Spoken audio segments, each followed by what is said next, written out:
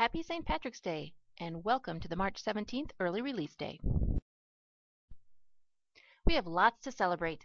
We've all completed the first 6 tasks on the punch card. Task 1, we watched Step 2 Overview. Task 2, we watched Step 4 Module 1. Task 3, we completed a training in August on how to write an SLO and a PPG and use Teachscape. Task 4, we wrote and uploaded a PPG and an SLO.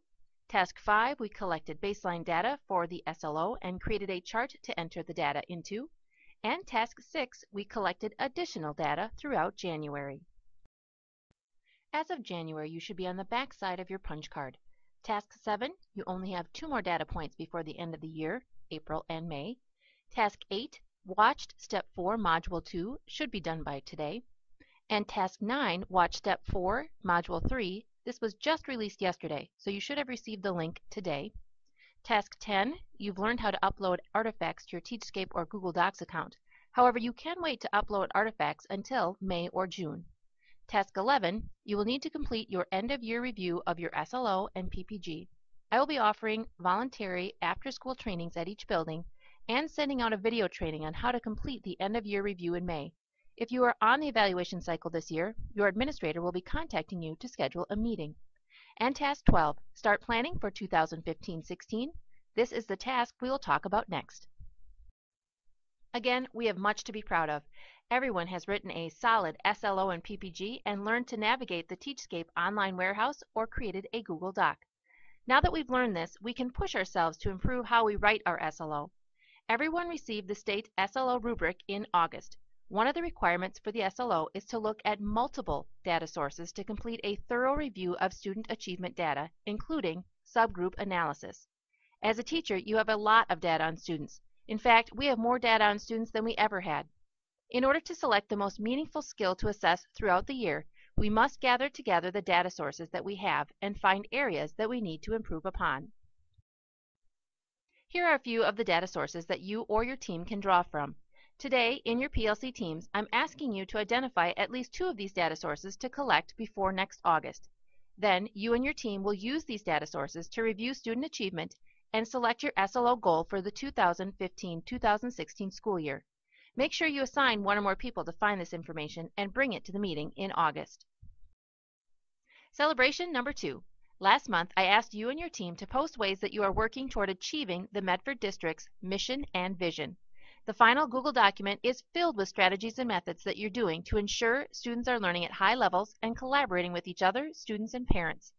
If you have time, go back into Google Docs, read over all the great examples. If not, here are a few of the examples I selected to share.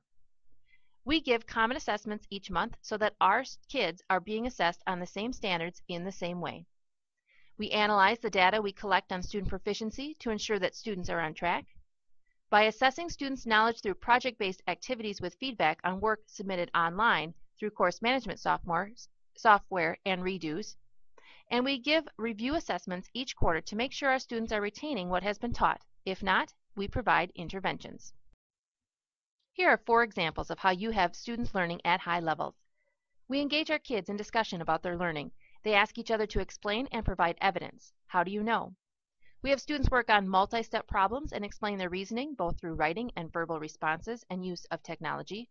We take every opportunity to foster discussion between students. We use peer-to-peer mentoring.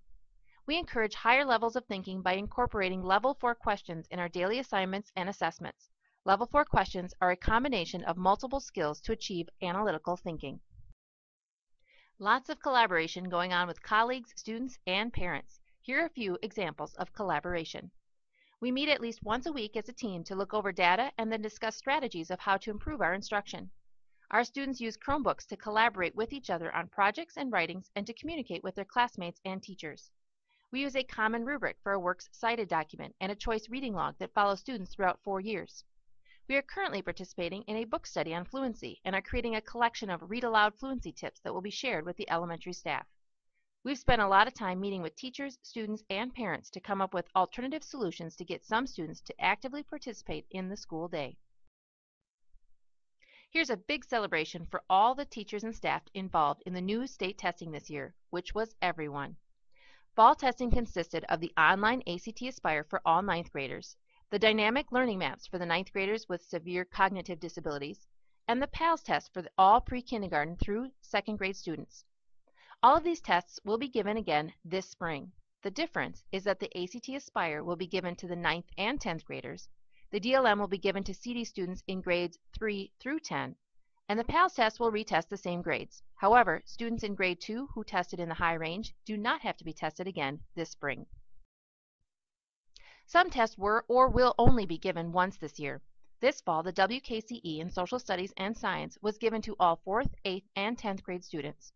This winter, all of our ELL students were tested using the Access test.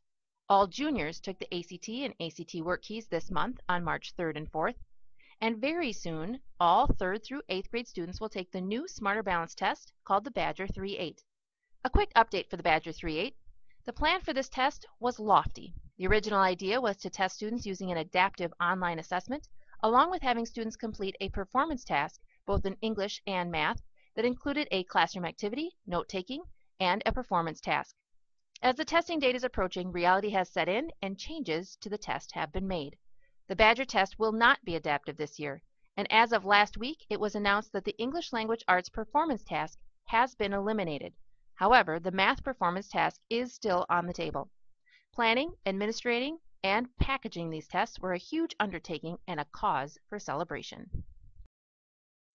For today's early release day, review and discuss your new data, select your new assessment for April, discuss which 2 or more data sources you will use to analyze for next year's SLO, and work on your 5-year goal plan. And don't forget to celebrate. Happy St. Patrick's Day!